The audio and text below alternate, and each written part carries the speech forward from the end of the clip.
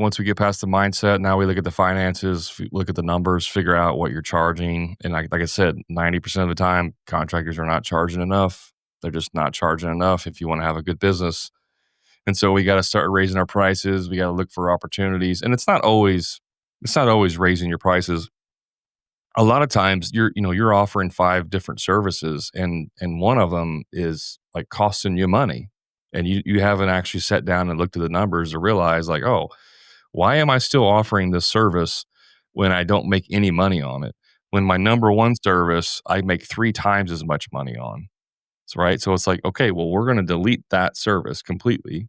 If someone calls you tomorrow and you don't have any work lined up, we're still not taking that job, right? And so, like, that's the financial aspect of it is really understanding the numbers side of it. And then also, like, here's the numbers to track. Like, you need to track your leads. You need to track where your leads are coming from. What's your average job size and what's your average cost of acquisition cost per customer, and all these different things that go into understanding the business.